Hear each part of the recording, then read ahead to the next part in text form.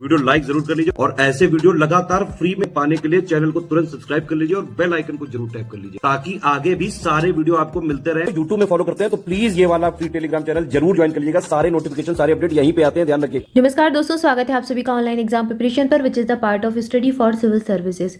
दोस्तों विज्ञान विषय की यहाँ पर हम लिस्टिंग देख रहे हैं। यूपीपीएससी प्रीलिम्स 2023 के एग्जाम को टारगेट करके ये आपका जो है रिवीजन चल रहा है सब्जेक्ट वाइज। और यहाँ पर सबसे पहले हमने साइंस की लिस्टिंग स्टार्ट की थी, जिसमें लास्ट वीडियो में हमने टॉपिक देखा था प्रमुख आविष्कार और आविष्कारक, उनके नाम देखे थे। तो ये पूरी लिस्ट हमने कंप्लीट कर ली थी। अब हमारे भौतिकी से संबंधित कुछ प्रमुख खोज और आविष्कार बाकी रह गए हैं, उनको भी आज कंप्लीट करते हैं। उसके बाद नेक्स्ट टॉपिक स्टार्ट करेंगे। चलिए स्टार्ट करते हैं।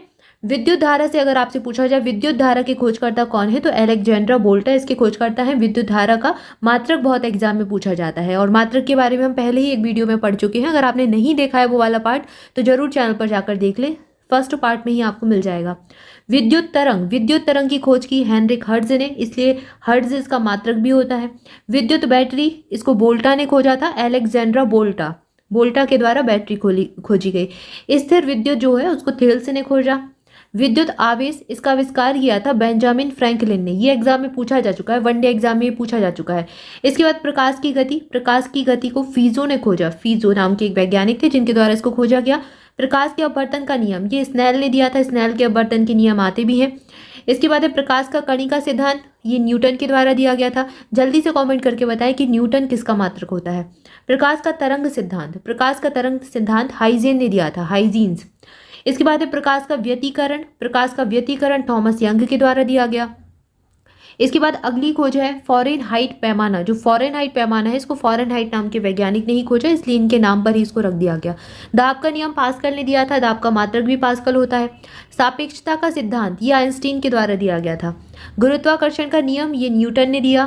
प्लवन का सिद्धांत आर्किमिडीज के द्वारा दिया गया। इसके बाद विद्युत धारा का तापीय प्रभाव, ये जूल के द्वारा दिया गया।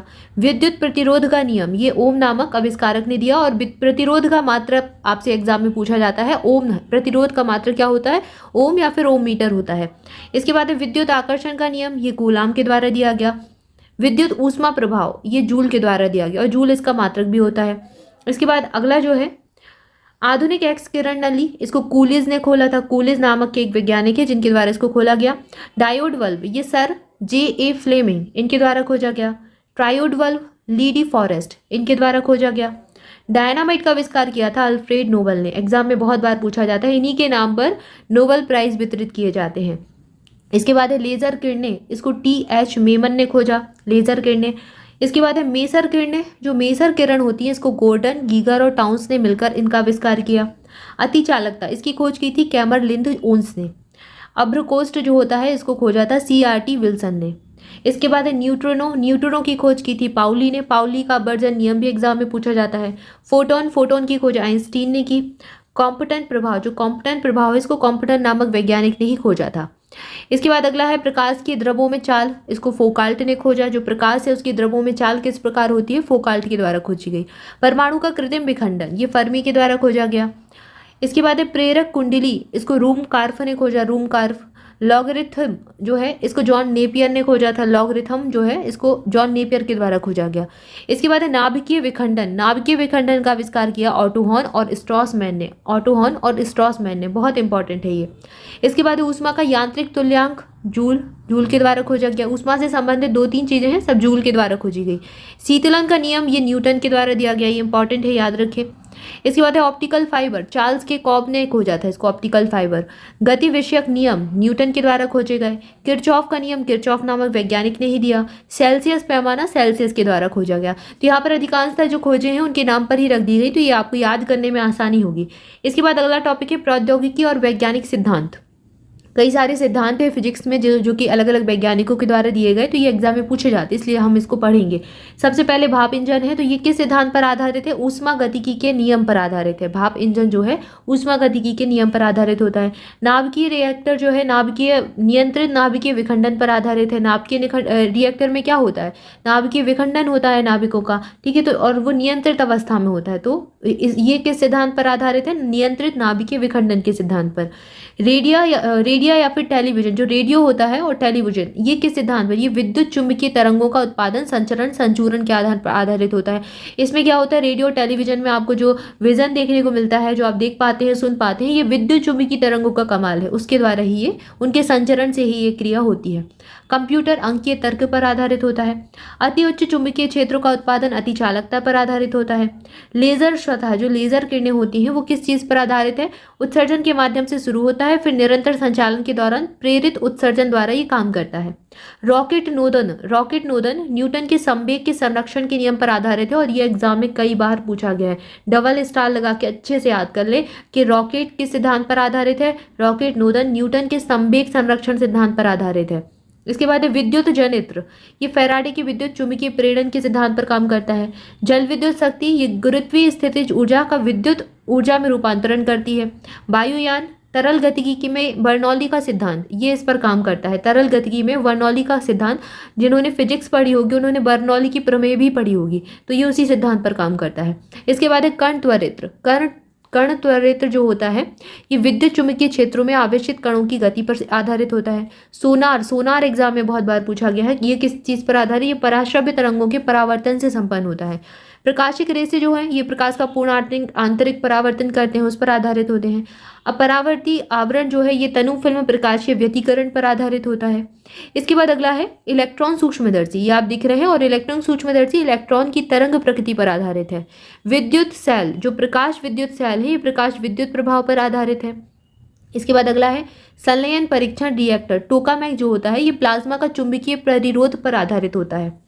इसके बाद है बृहद मीटर वेव या फिर रेडियो टेलीस्कोप, ये कॉस्मिक रेडियो किरणों के संसूचन पर आधारित होता है। इसके बाद है बोस आइंस्टाइन दाब, अगर आपसे एग्जाम में पूछा जाए कि बोस का आइंस्टाइन दाब ये किस सिद्धांत पर आधारित है, तो ये जो उपकरण है, ये लेजर पुंजों और चुंबकीय क्षेत्र द्वारा परमाणु जो होते हैं उनका प्रग्रहण और शीतलन करने पर आधारित होता है। इसमें लेजर पुंजों और चुंबकीय क्षेत्रों के द्वारा परमाणुओं का शीतलन होता है, प्रग्रहण होता है, इसके आधार पर बोस आइंस्टाइन दाब जो है काम करता है। तो ये हमने प्रमुख प्रौद्योगिकी सिद्धांत देखे और उनके जो वैज्ञानिक सिद्धांत है जिस पर वो आधारित होते हैं उनको देखा। तो यहाँ पर ये इंपॉर्टेंट टॉपिक है, इससे 1-2 प्रश्न एग्जाम में पूछे जा चुके हैं, तो इसको जरूर भी आप पढ़ लें। 1 से 2 बार आप इस वीडियो को देखेंगे तो आपको याद हो जाएंगे।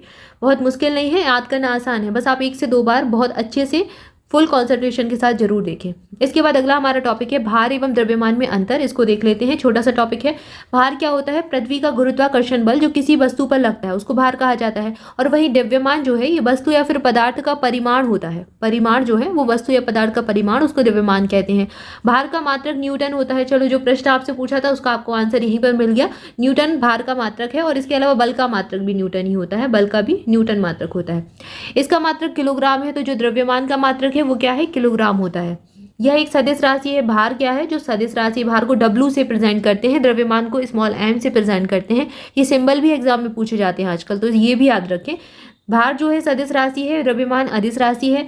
भार, वस्तु का भार भिन्न भिन्न स्थानों पर भिन्न भिन्न हो सकता है, लेकिन किसी वस्तु का द्रव्यमान प्रत्येक स्थान पर स्थिर रहता है, एक समान रहता है। अगर उसका द्रव्यमान आज किसी के घर में कोई, जैसे कि आप पानी लेकर आए या फिर कुछ भी, कोई बर्तन लेकर आए, कुछ भी लाए, उसका द्रव्यमान आपके घर में जो है वही आपके दोस्त के घर में होगा, वही आप कहीं और ले जाएंगे, किसी और देश में ले जाएंगे, वही होगा। तो द्रव्यमान का जो है परिवर्तन नहीं होता, लेकिन भार चीज़ों का भिन्न भिन्न हो जाता है। तो यहाँ पर ये हमने अंतर देखे, अंतर के बिंदु हैं, इनसे प्रश्न पूछा जा चुका है। ये एक कथन में जो प्रश्न होते हैं ना, 2 कथन वाले, उसमें ये कथन एक बार आ चुका है। किसी वस्तु का द्रव्यमान प्रत्येक स्थान पर स्थिर रहता है या फिर अपरिवर्तित रहता है, तो स्थिर रहता है, ये चीज़ याद रखें, ठीक है। इसके बाद अगला टॉपिक है, हमें ध्वनि की चाल पढ़नी है, इसको देखेंगे और फिर और भी चीज़ें हैं हमारे, और जो टॉपिक है उनको हम पढ़ेंगे। आज की वीडियो में इतना ही, इसके आगे नेक्स्ट वीडियो में देखेंगे। तब तक के लिए आपसे भी चैनल के साथ जुड़े रहें, चैनल को सब्सक्राइब जरूर कर दें, वीडियो को लाइक जरूर कर दें। इसके अलावा स्टडी फॉर सिविल सर्विसेज के अगर आप कोई भी पेड ग्रुप लेना चाहते हैं किसी भी एग्जाम के लिए, तो आप डिस्क्रिप्शन में दी गई डिटेल को फॉलो कर सकते हैं या फिर कॉन्टैक्ट नंबर दिए गए हैं उन पर कॉल करके जानकारी ले सकते हैं। यूपीएससी ईपीएफओ का अगर आपको एग्जाम देना है, ईपीएफओ एपीएफसी की अगर आप तैयारी कर रहे हैं, तो हमारा नया पेड ग्रुप स्टार्ट हो रहा है 25 मार्च से, ये स्टार्ट होने जा रहा है। और यहाँ पर 70 दिनों की तैयारी में आप पूरा सिलेबस कंप्लीट कर सकते हैं। तो आप इसको ज्वाइन करना चाहें तो ज्वाइन कर सकते हैं। 25 मार्च से पेड ग्रुप स्टार्ट हो जाएगा। सिलेबस के अकॉर्डिंग पूरा आपको मटेरियल प्रोवाइड करवाया जाएगा। जो ऑफिशियल सिलेबस है वैसे ही पॉइंट तैयार किए गए हैं, वैसे ही सिलेबस डिजाइन किया गया है स्पेशली। और 70 दिनों का ये क्रैश कोर्स रहेगा, इसमें आप पूरा सिलेबस कंप्लीट कर लेंगे। आप इसको ज्वाइन करने के लिए डिस्क्रिप्शन में दी गई डिटेल को फॉलो कर सकते हैं। इसके अलावा यूपीएससी प्रीलिम्स, यूपीएससी प्री 2023 के लिए हमारा क्रैश कोर्स ऑलरेडी स्टार्टेड है। मात्र 45 से 50 दिन ही आपके एग्जाम को शेष बचे हैं। इतने दिन में भी आप अच्छे से पढ़कर डेली 10 से 12 घंटे देकर एग्जाम को आप क्रैक कर सकते हैं, कट ऑफ क्लियर कर सकते हैं। तो यहाँ पर भी अगर आप ज्वाइन करना चाहें तो अभी भी आप ज्वाइन कर सकते हैं। 780 पेज का मटेरियल दिया जाएगा, प्लस आपको बस थोड़ा सा जो आप पीछे हो गए हैं लोगों से, उनसे ज़्यादा मेहनत करनी पड़ेगी, क्योंकि 60 डेज का क्रैश कोर्स स्टार्ट हुआ था, कुछ दिन आपके निकल चुके हैं, लेकिन अभी भी आप ज्वाइन कर सकते हैं। और आप इतना मटेरियल पढ़कर थोड़ा ज़्यादा टाइम देकर पेड क्विज लगाकर प्लस आप हमारी टेस्ट सीरीज सॉल्व कर आराम से कट ऑफ क्लियर कर सकते हैं। तो अगर आप ये ज्वाइन करना चाहें तो डिस्क्रिप्शन में दी गई डिटेल को फॉलो कर सकते हैं। Thank you for watching this video. मस्त रहे, मुस्कुराते रहे, चैनल के साथ जुड़े रहे। Thank you so much.